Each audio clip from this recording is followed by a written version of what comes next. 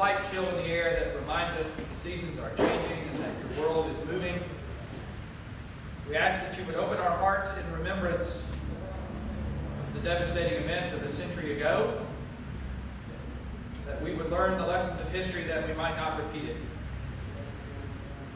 We pray these things in your holy name. Amen. Amen. Welcome this evening to the second of Christ Church Cathedral's two-part series, War and Faith. It's our intention at Christ Church. The videographer is asking me to use the mic. I can't promise you, however, that the speaker will want to use the mic. That will be up to the speaker.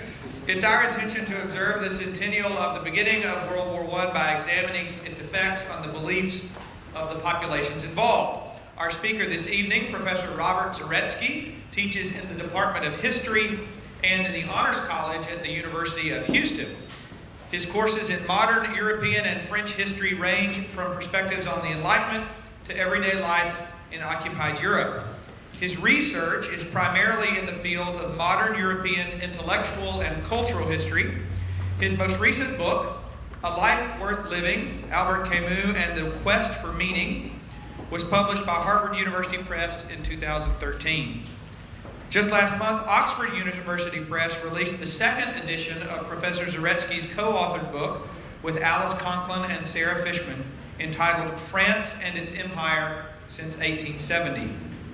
He is a frequent contributor to the New York Times, Foreign Policy, the Los Angeles Times, and the International Herald Tribune. Professor Zaretsky holds a PhD in European history from the University of Virginia.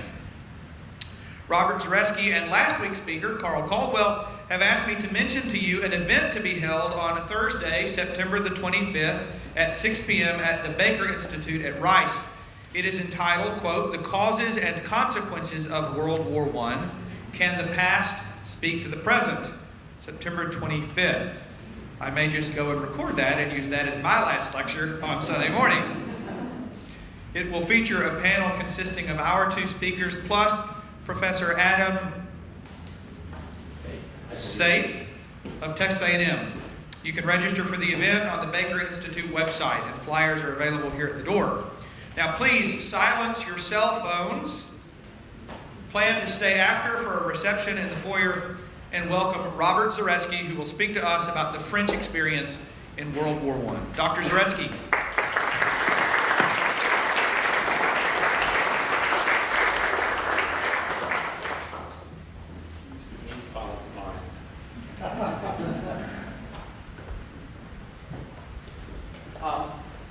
Is it okay if can you all hear me? Good, then I won't use this. Is it okay? Yeah. We can hear you. The videographer may not catch you.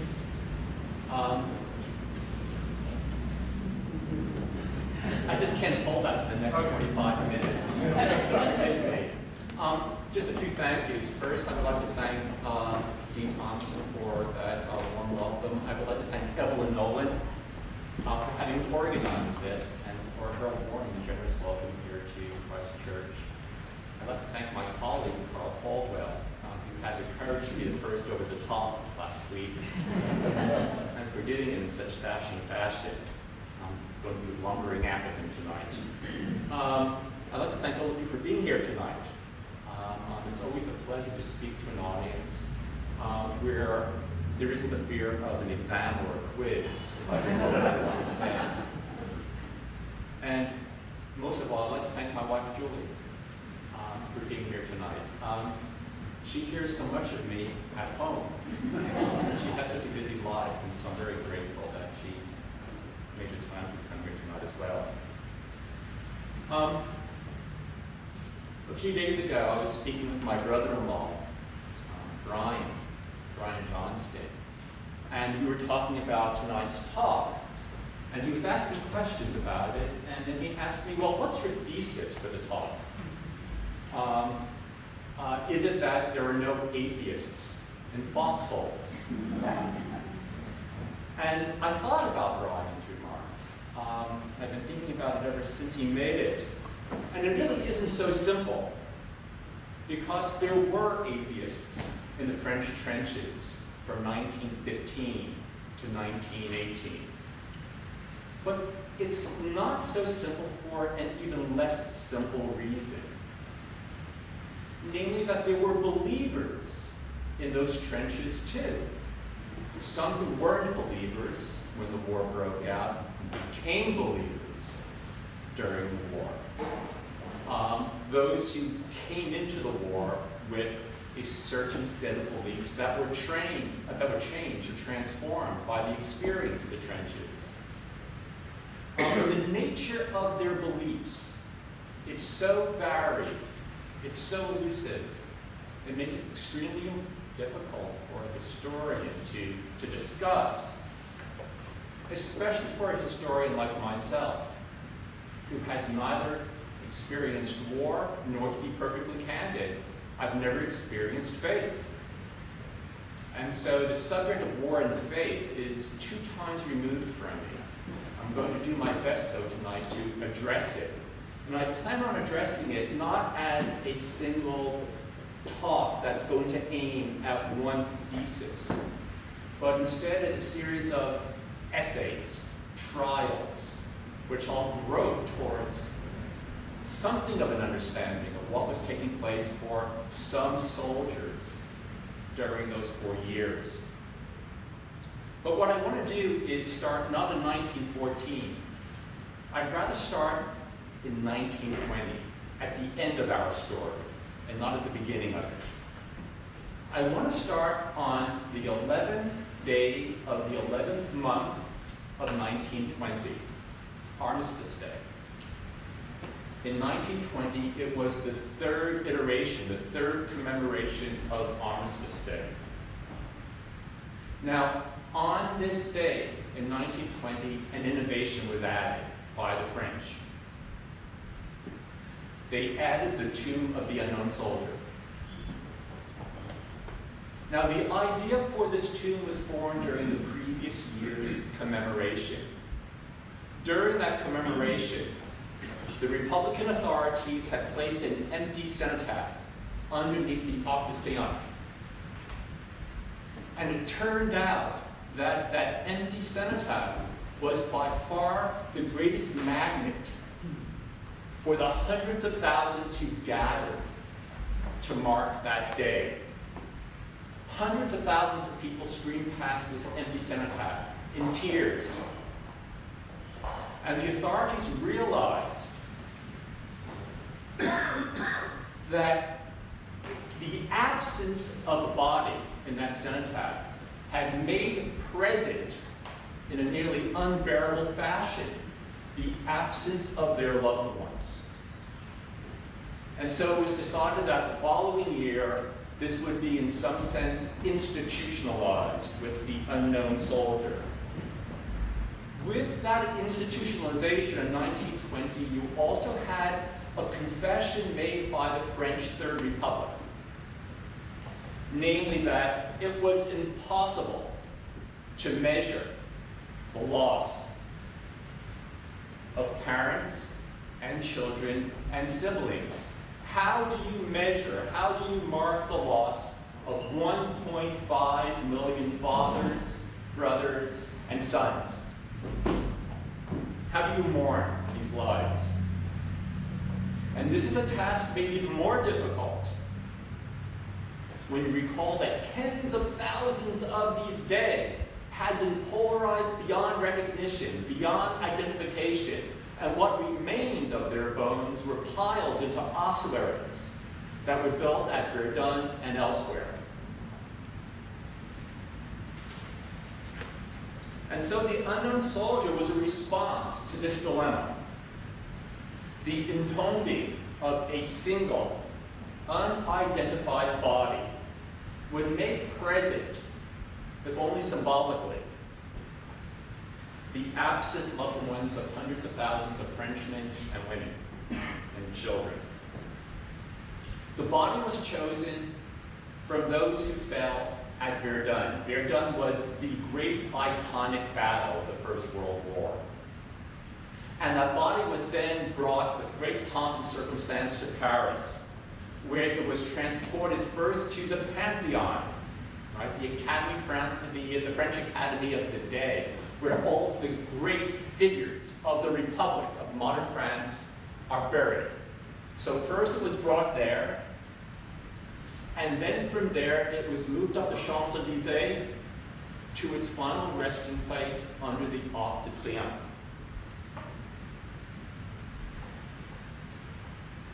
The coffin during in this cortege from the Pantheon to the Arc de Triomphe was accompanied by what was now known as les grands mutilés de la guerre.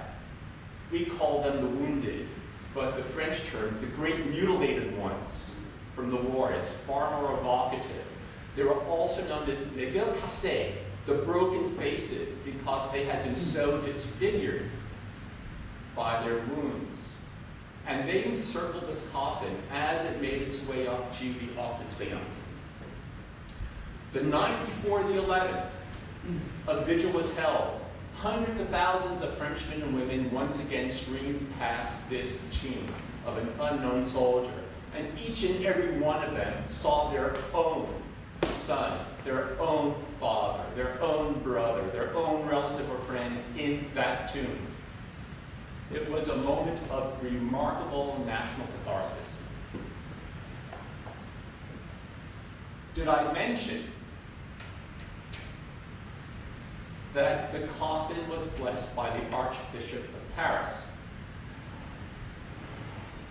It hardly seems worth mentioning, right? France was and remains, at least nominally, an overwhelmingly Catholic country. Still, ask yourselves, what if the unknown soldier, during his life, had not been a Catholic? What if he had been Jewish, Protestant, Muslim, atheist? Wouldn't that be a problem? What is remarkable, at least for a historian, is that it wasn't a problem for those faiths. There wasn't a single protest made by any of those religious communities in France to the official blessing given by the Archbishop of Paris. In fact, there was unanimous support for that gesture. Now, at first glance, this might not seem all that odd.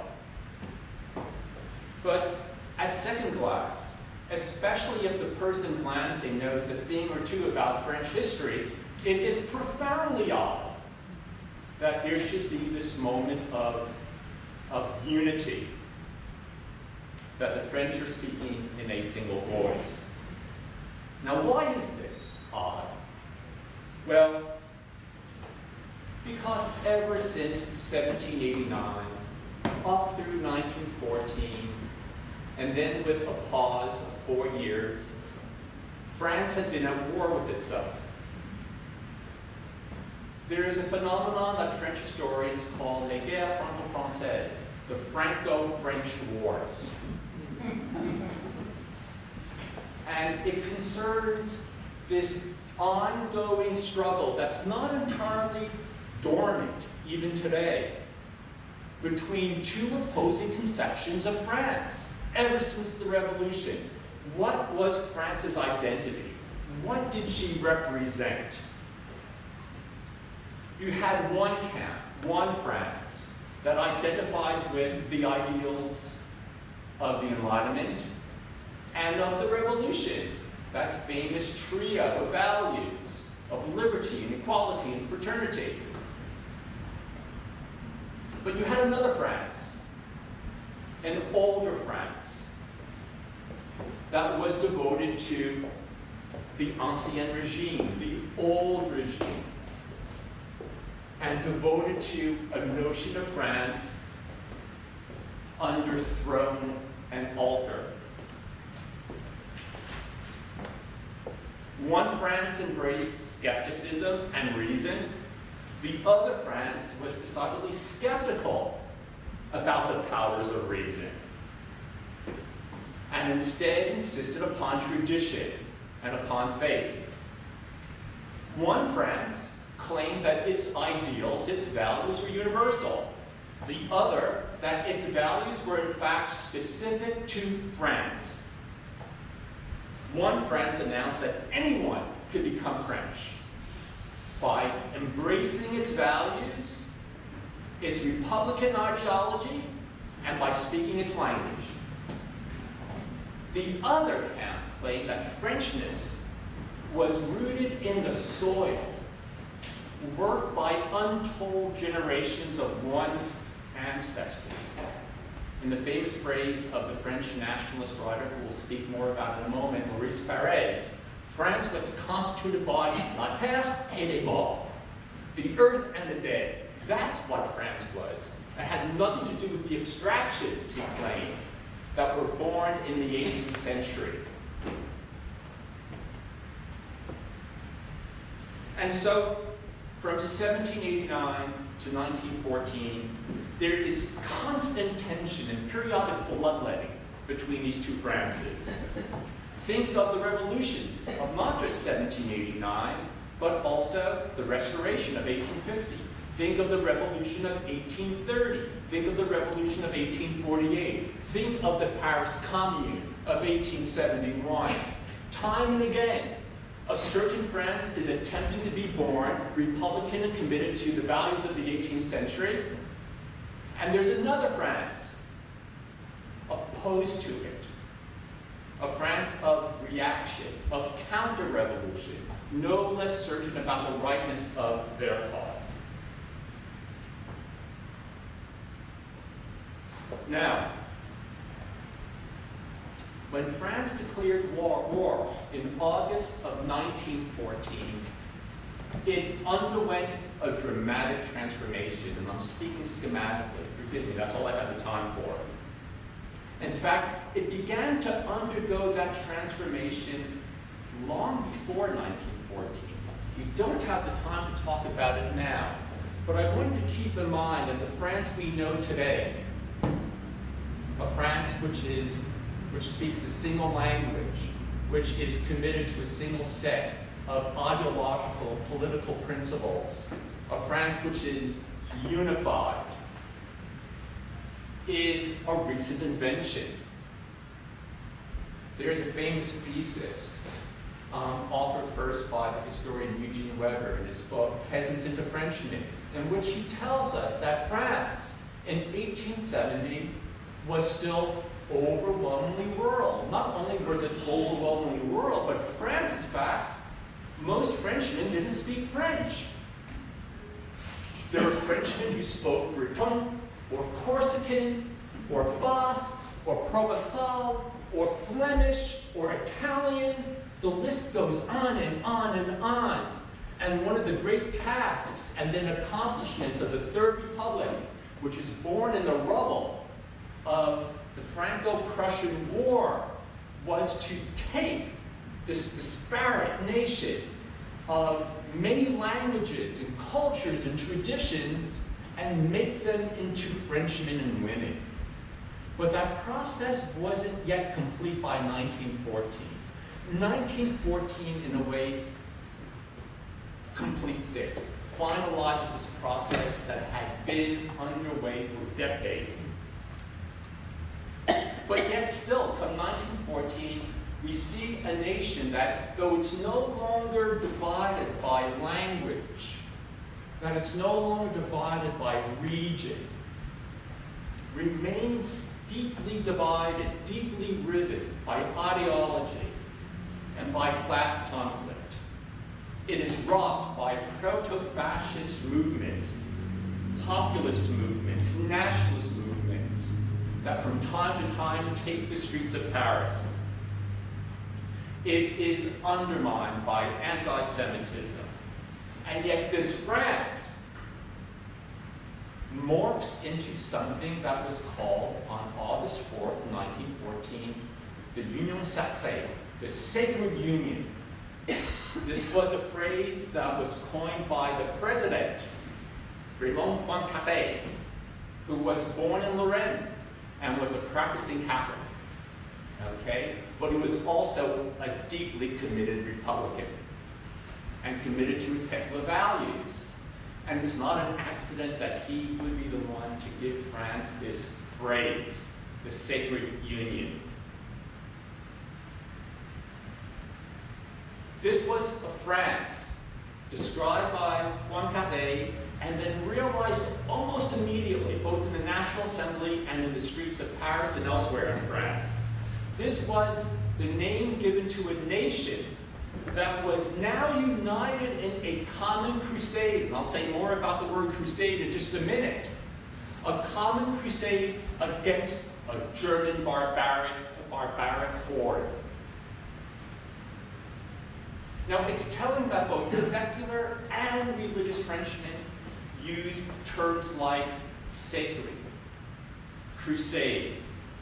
It underscores how nationalism, like Christianity, is in a way faith-bound. What we have is a nation, a people, which is assigned an exceptional status, one that we give ourselves to, we immerse ourselves in, we lose ourselves in. It becomes a vehicle, the nation, for a chosen people who have a covenant, if not with God, then with a certain ideological and political destiny.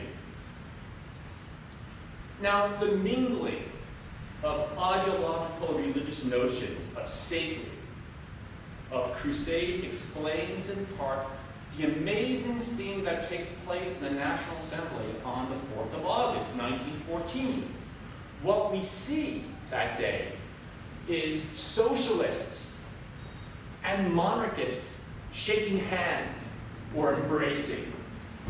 We see Jews and anti-Semites embracing, workers and industrialists or aristocrats shaking hands and embracing, all united in this common cause, the sacred cause, as they all call it. Now, of course, a crusade requires an enemy.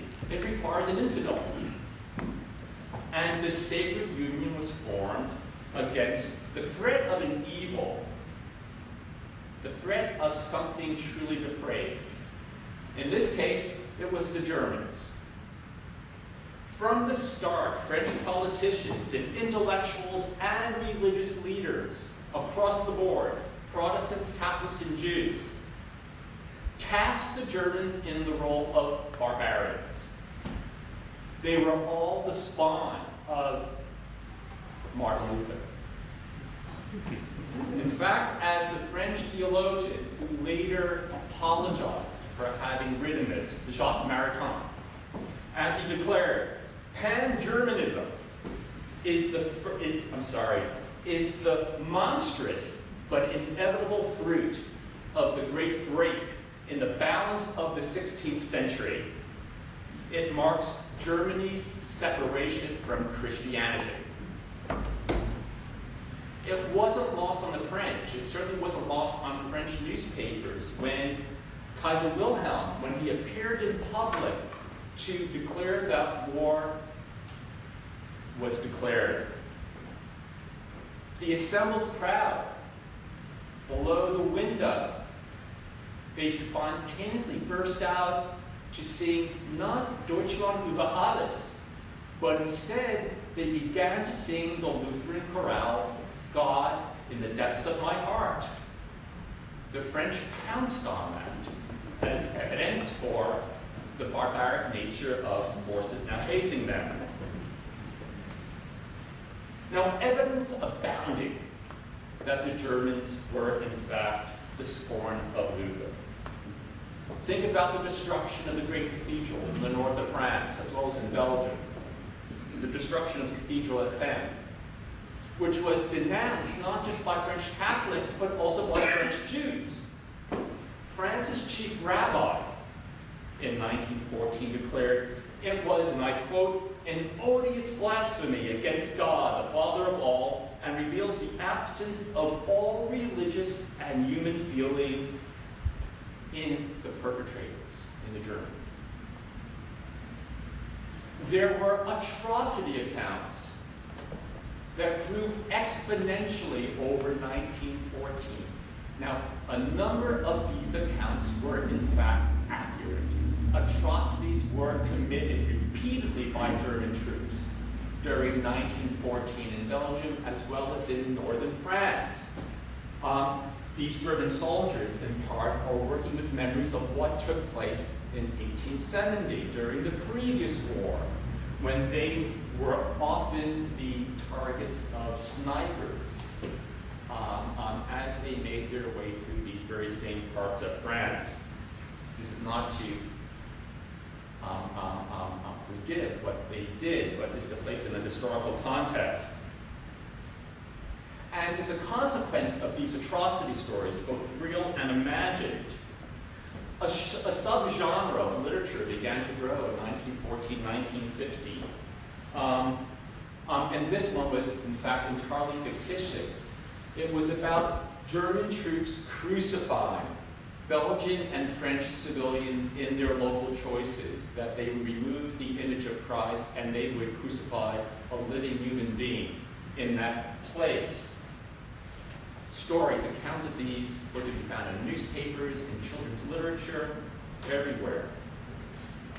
And so in this feverish atmosphere, many French soldiers perhaps inevitably saw themselves as crusaders, but not only in Christian terms. One famous Catholic convert converted in 1913. His name was Ernest Sachari. Sachari happened to be the grandson of one of the most notorious atheists of 19th century France, Ernest Renan. And so when Sachari converted in 1913, it created a great stir, okay? And as he was going to war in 1914, in fact, he dies in 1914, he wrote, "I am going to this war as though to a crusade, because I feel we are defending the two great causes to which I have dedicated my entire life, France and God." Sachari was both a committed Republican and a committed Catholic. Now, of course, every nation believed God was on its side. But there is, I think, something exceptional in French exceptionalism. There's this conviction that France's destiny is to bring light to the rest of the world. This destiny was at first religious. France was and remains the eldest daughter of the church. But it also became ideological. France, in the 18th century, became the cradle of not just the Enlightenment, but of course, the Revolution.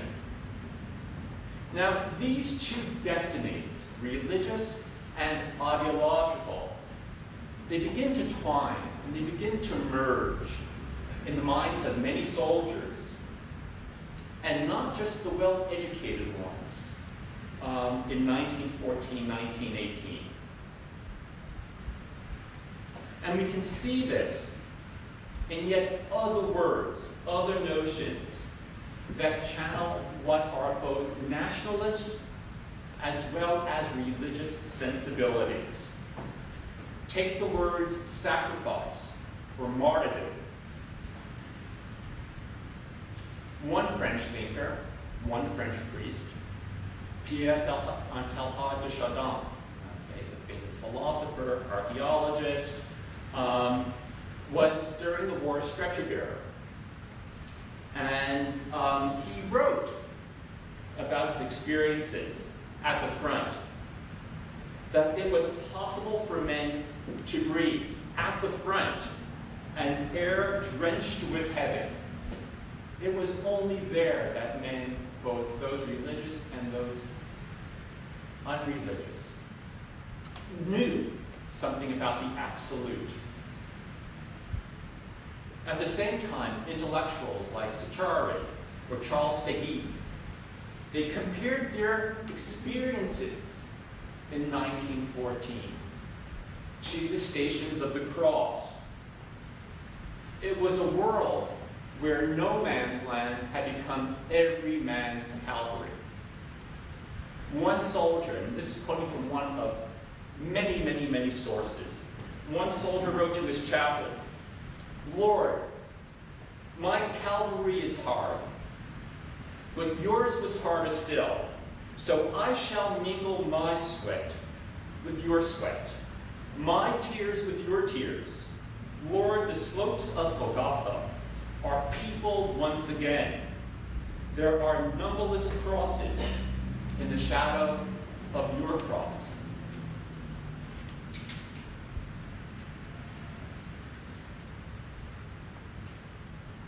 At the same time, this martyrdom, these sacrifices, were on behalf of not just Christ, but on behalf of France. The nation, the patrie était en danger. The nation was in danger.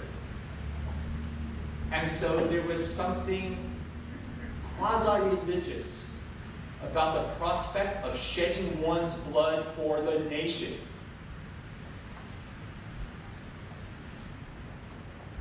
Now, it's very important to note that this was not just what the French called barrage de crime, or propaganda that was being generated and broadcast by censored newspapers and by government institutions. No, this is something that is, and this is made clear by a number of historians, this is something that's rising from below as well. That this is a widely shared sentiment among the soldiers in the trenches. That they see themselves straddling these two worlds. That there's this merging of religious faith and national identity. And it courses through their language. The union, the sacred union, for example, we can think of that as the starting point, as the matrix for notions like resurrection, regeneration, rebirth, renewal. There's this long litany of words beginning with the prefix re that fill French newspapers, books, pamphlets, letters, journals, even the trench journals that were written between 1914 and 1918. Blood has not yet rained upon our nation, Maurice Barrès wrote on August 4th, and war has already made us feel its regenerative powers. It is a resurrection, he wrote, in Le Figaro newspaper, which still exists this very day, and still as conservative today as it was not 100 years ago. Now, a word needs to be said about Maurice Barrès, because I've been quoting him, I'm going to quote him again. Few Americans, I think, does anybody recognize his name? One person. Okay.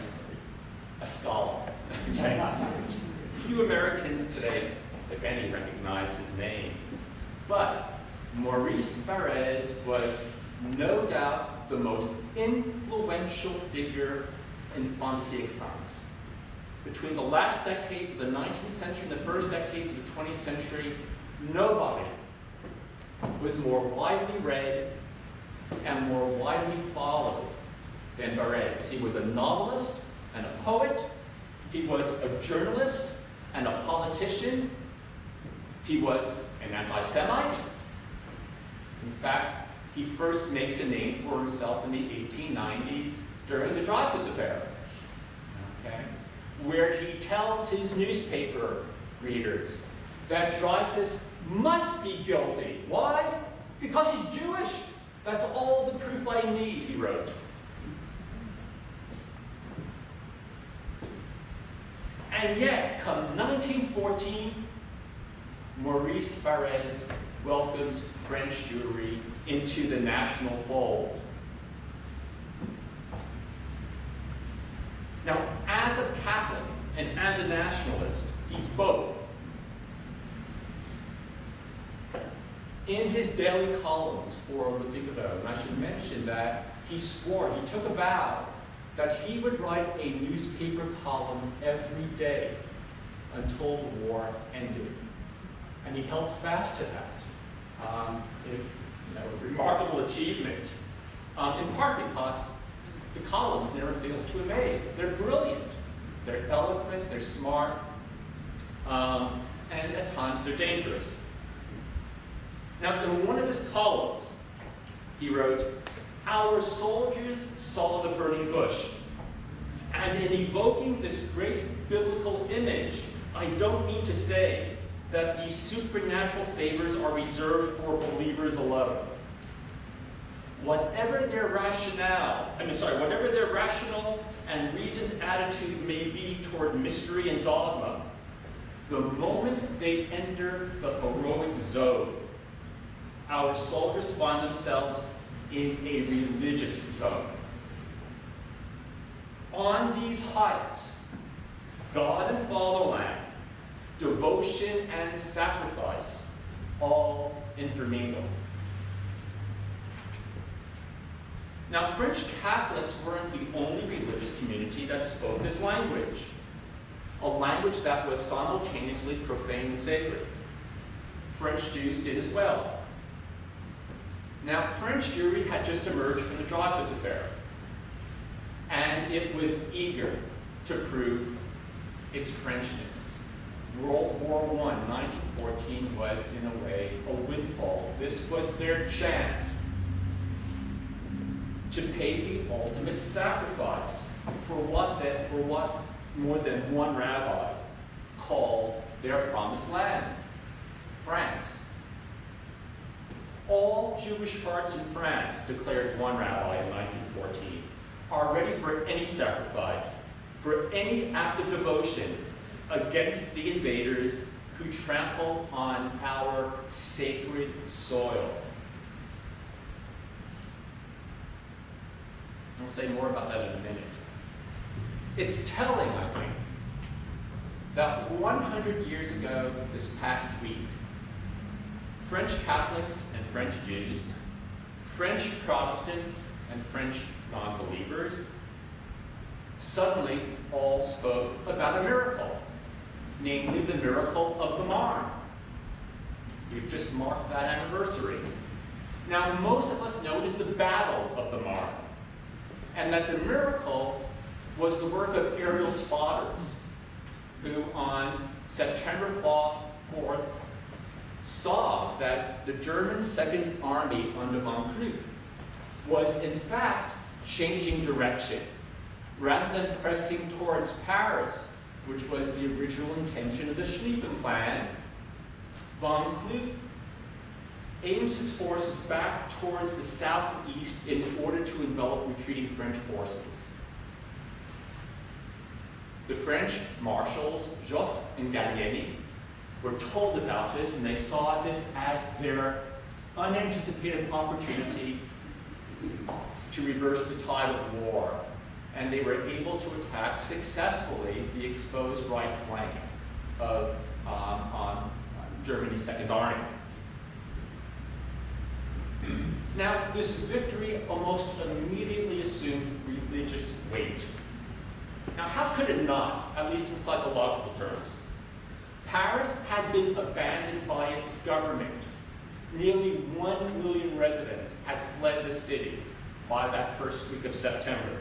Trees were being cut down from the boulevards and in the Bois de Boulogne in order to create barricades.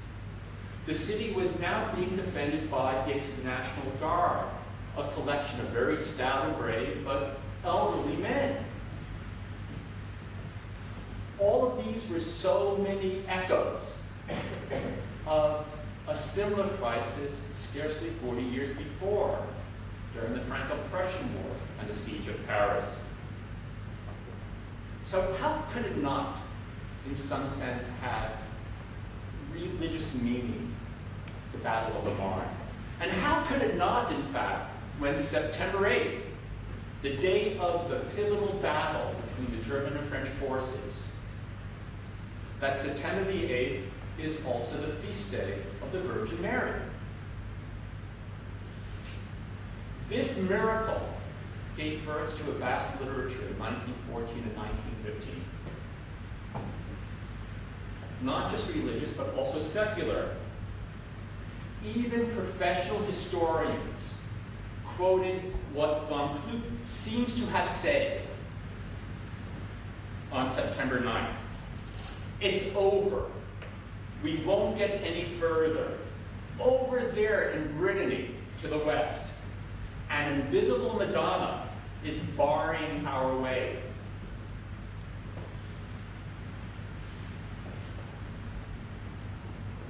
Now, it wasn't just the Virgin Mary who interceded on Francis' behalf during these 4 years. There was also Joan of Arc. During the 19th century, secular Republicans and Catholic monarchists fought over Joan. They both wanted to own her. Republicans associated Joan and her victories over the English in the 15th century with the victories of the Republican armies, the revolutionary armies of 1792. But at the same time, the monarchists and the reactionaries and the Catholics insisted that it was Joan who carried the cross of Lorraine and who also flew the banner of the French kings. And so Catholics and Catholic nationalists had the upper hand by the end of the 19th century. And this becomes especially the case when in 1908, the Pope, Pius X, beatified her. Repeated efforts were then made in the National Assembly to grant Joan of Arc her national holiday. But these efforts made by nationalists were repeatedly parried, resisted by Republicans, because the Republicans were afraid that Joan would be little more than a Trojan horse that would bring Catholicism back into the political mainstream. It's important to keep in mind that in 1905, there is the official separation of church and state in France. Okay, and these debates are taking place after 1905. And street battles between Republicans and nationalists become a regular feature of French political life. Street battles that take place at the base of Joan's statue on the Place des Pyrénées in Paris. But Joan was embraced by all parties come 1914. So much so that just weeks after the Armistice Day commemoration of November 11th, 1920, just days after that, the National Assembly gave her her national holiday, but not before Pope Benedict XV canonized her. For those of you who follow French politics today, you know that Joan really has become the monopoly now of not just the French right, but the French extreme right wing, the National Front, that holds an assembly out by that statue the second Sunday of every May now. It's sad.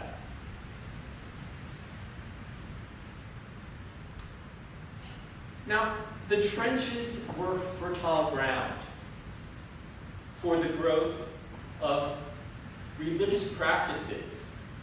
But these religious practices, and it makes it difficult for historians to talk about, these religious practices often shaded into superstitious practices. We have the cult of the Virgin Mary, as well as the cults of other saints. Therese of Lisieux was very popular. Joan of Arc was very popular. The Virgin of Lourdes. Lourdes itself was just created, was just invented as a pilgrimage site in the mid-19th century. They are all very popular. But soldiers would wear medals or medallions with the images of these saints.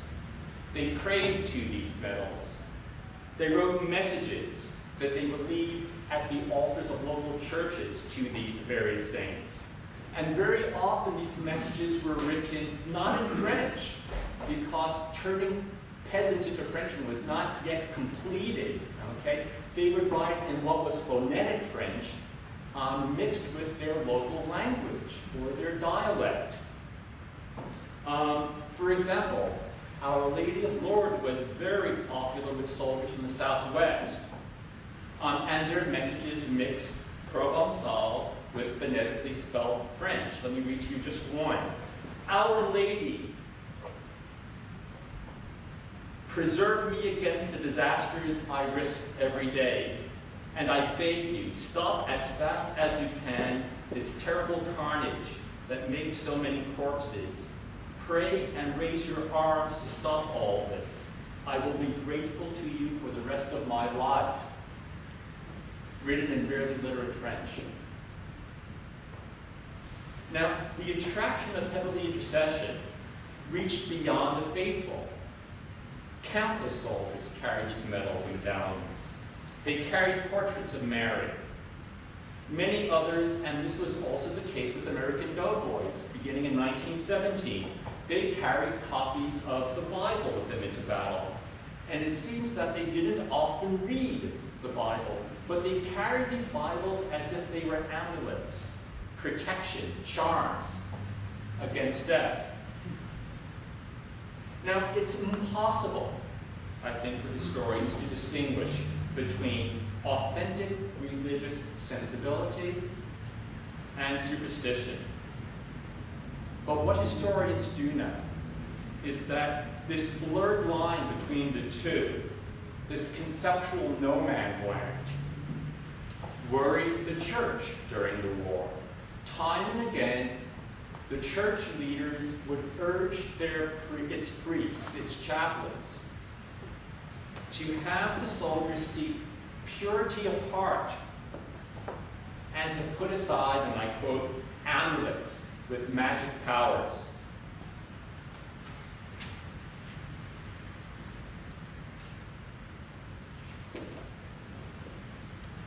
The inclusive nature of the union, of the sacred union,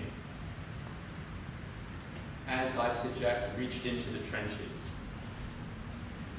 Catholic, Protestant, and Jewish chaplains who had ignored one another, scorned one another, cursed one another before the war, now shared the same, mostly subterranean world, the same goals, and the same fears during these 4 years.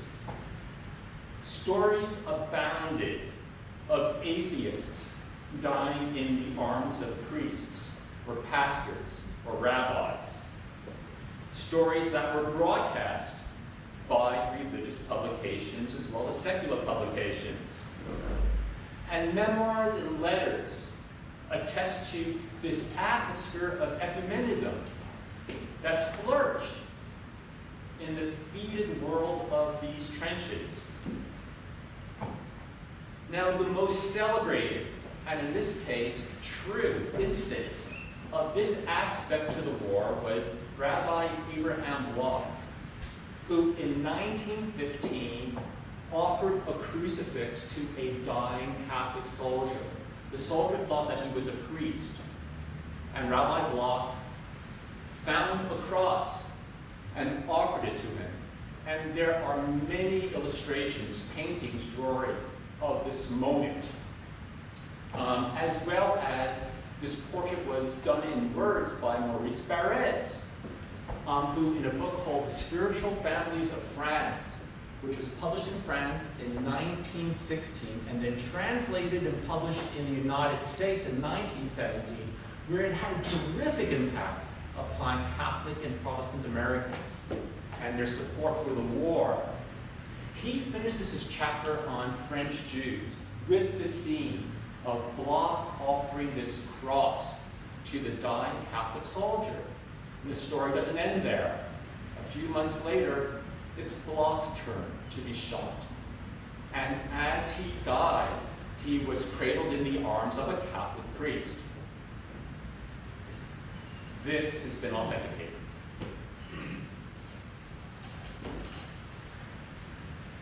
The trenches were also the matrix for conversions, and this was also another flourishing literary genre, both during and after the war. Now, we don't have statistics, but attention given to these conversions was considerable. Now, of course, Catholicism, the religion that I suppose most emphasizes mystery and miracles, experienced the greatest number of conversions, and these were spurred by the unprecedented experience of total war, by the existential character of this new kind of warfare. As one soldier exclaimed to his priest, "After the enthusiasm of the war, I am now experiencing all its horror.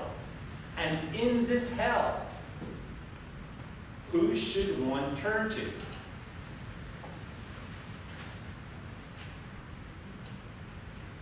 Now, all of this leads to a question that historians must turn to, but they really can't answer with any certainty. Did World War I lead to a religious awakening among French soldiers? In part, it's difficult to answer because there are few quantifiable sources that we can make use of. Now, there are some that do exist. For example, the number of communions or the number of wafers used, okay, for soldiers who were departing for the front in 1914 and 1915 and 16. We can also count, we can even read the journals, the newspapers, the pamphlets and books devoted to religion in 1914 and after. They were plentiful. And all of this seems to support what contemporaries called a return to the altars in 1914 and for the first 2 or 3 years of the war. But as one prominent historian of the First World War, Annette Becker, as she asks, does this quantitative return to the altars translate into a qualitative return? How do we measure this return? And I think here as historians, we find ourselves on the threshold of another mystery, a mystery with a small m, but a mystery nevertheless. How do we plumb the minds of these men who lived and all too often died in such extreme circumstances a century ago?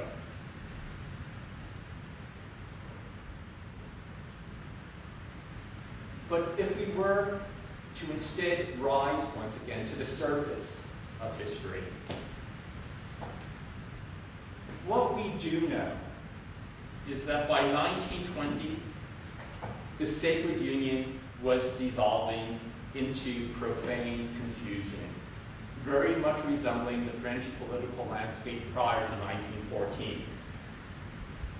But it was also a different political landscape.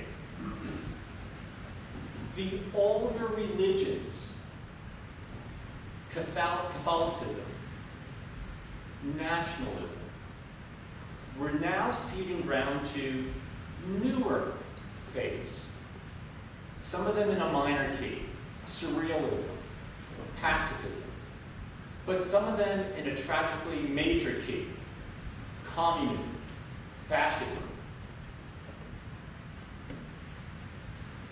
These were religions that, fundamentally hostile to Christianity, nevertheless hung with the same millenarian promise. But this is a story for another day. I think my time is up. I'll stop here, and if you have any questions, please, I'll try to answer them.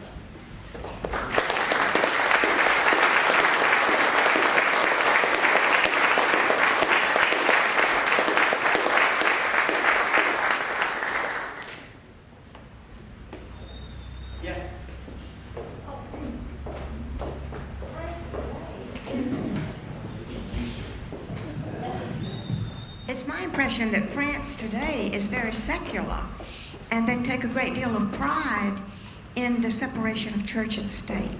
And the state, as I understand it, no longer supports they don't, taxes are not paid to the church anymore. And so, is this concept of the sacred union and the things you talked about, is that still a viable concept today? No, it's not viable. France is secular. I mean, that is part and parcel of the Constitution of the Fifth Republic. We're now in the Fifth Republic. But it's the secular character of France is being contested in a number of ways. The most obvious way is by the presence of some 5 million French Muslims on French soil. And there have been a number of conflicts between members of the French Muslim community and France's secular authorities about the extent, over the extent to which Muslims can practice their religion or carry signs of their religion in public. It's a very long and a very complicated story. But that's not the only form of contestation. There's also, for those of you who were following the news last year, the protests over the gay marriage law that was proposed and then finally passed by the National Assembly in France. Millions of people took to the street opposing that. If you're looking for a sacred union, perhaps it was in the streets of Paris and the great provincial capitals that we found it last year, because millions of French men and women urged on, not just by the Catholic Church, but in many instances by Muslim religious authorities, by Jewish religious authorities, protested this bill. They saw it as counter to both France's religious history, but also its history as a secular republic, that there was something dangerous about this bill. And there are sociologists who now speak about a form of zombie Catholicism. And what they mean by this is that people no longer practice, they no longer go to church. The pews are empty, by and large, in France, in churches. But they still have the same habits, traditions, what French historians call the same mentality, the same set of perceptions and values that their ancestors brought to political battles 100 years ago or more. So it's, I don't know if I'm sure if I answered your question, but I just made it, in fact, more confusing. Okay. Yes? Did the strike by the French soldiers in the war, did that evidence any breakdown of the sacred union? Is that related? Right, that's an excellent question. In 1917, following both the bloodletting at Verdun, as well as the failure of the Chemin des Dames offensive on the Robert de Nivelle, a terrible general, there were, in fact, mutinies in some of the French divisions. They numbered about 20 to 25,000. Now, a lot of work has been done on these mutinies, 1917 mutinies. Annette Becker is one, Leonard Smith at Oberlin is another. And what Smith and Becker argue is that these mutinies were not against the war, but it was against the way the war was being prosecuted.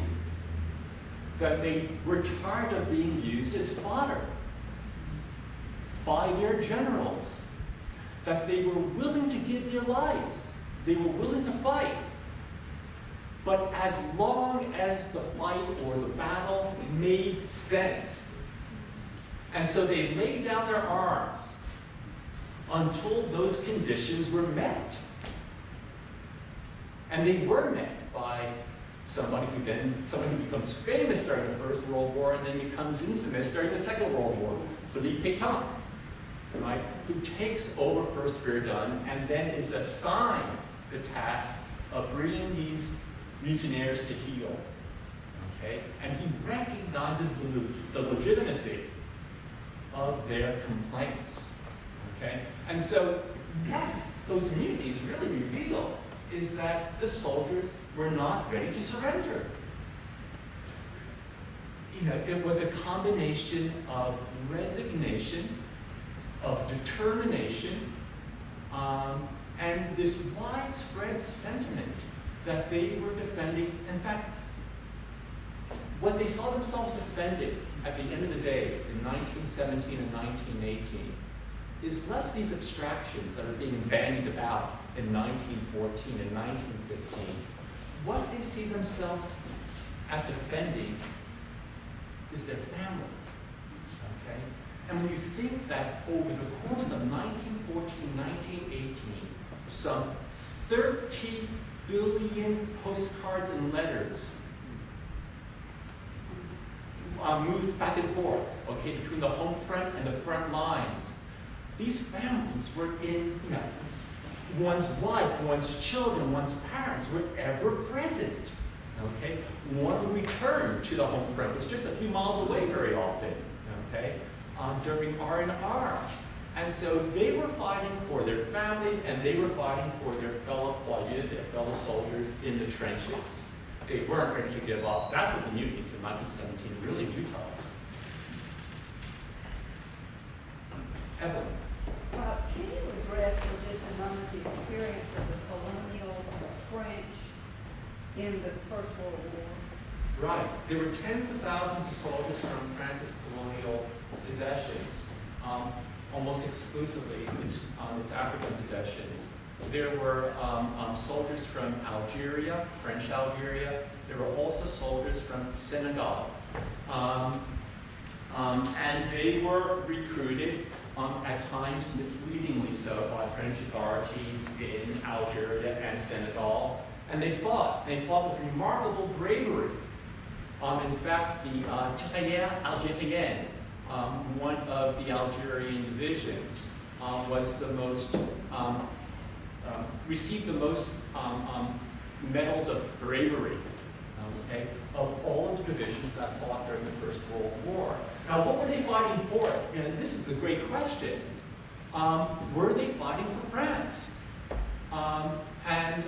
What we know, at least from evidence from the Algerian soldiers, is that they were fighting for a France whose ideals would be applied to Algeria. In other words, that they would be granted the same rights, the same privileges, along with the same responsibilities that had been given to them in 1914. None of that transpired. And that was the first punch. The knockout punch was the Second World War, when Algerian soldiers, Arabs and Berbers, served once again. And once again, their desire for what the French enjoyed was denied. And we know the end to that story, right? Yes? I see some parallels between what was going on in France in World War I and the United States in the Civil War, having a battle going on your own territory continually over a long period of time that creates some interesting tensions. To say Yeah, the least. oh no, there is that tension. I think in a certain sense, Americans have absorbed, we've digested that history. Yes. But I don't think the French have yet. I still think that in fundamental ways, they're fighting over 1789. And the very fact that Marine Le Pen, the leader of the Front National, according to the most recent polls, she would defeat Francois Hollande in 2017 in the next presidential election. And though she is trying to give the FN a makeover, it remains a party that's wedded to values that are antithetical to those of the Republic. And so 1789 is not yet dead. Yes? Along those lines, when you talk about the possibility of a first French, Prime Minister, could you speak to the fact that the loss of all these young men meant that women began to play a much larger role, and how that may have affected secularism versus I'm not asking, brief, obviously, but you could write an entire tome. Right. Well, I mean, in a sense, the sudden explosion of women into the workplace, into the professions, because of the loss of an entire generation of men. One could say that everything and nothing changed. You do see them there, but in terms of their being given the franchise, the vote, that will not happen until 1945. And they're given the vote in 1945 in part because of their activity in the resistance. And Charles de Gaulle, who is the leader of the provisional government in 45, recognizes the role that they played, and though he himself is a remarkable traditionalist, a practicing Catholic, at one time feared to be a monarchist, right? He's the one who grants them the vote. Okay. Now, would women in the professions and now in the workplace, be it industries or be it offices, would that have an impact upon the secular character of France? My guess is that at first it didn't, largely because, and this is the reason why the Socialist Party would refuse to commit itself for giving the women the vote during the first decades of the 20th century. Why? Why would the Socialist Party not grant them the vote? Because socialists believe that women would vote the way that the priest told them to vote. Okay? Would that were the case.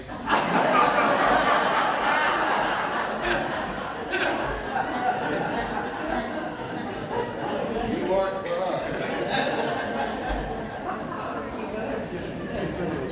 I can't top that.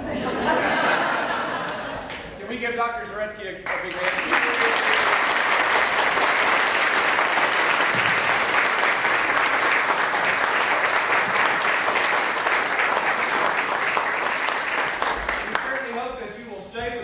Dr. Zaretsky will be here for the reception to answer other questions informally. Thank you for coming, and we'll see you soon.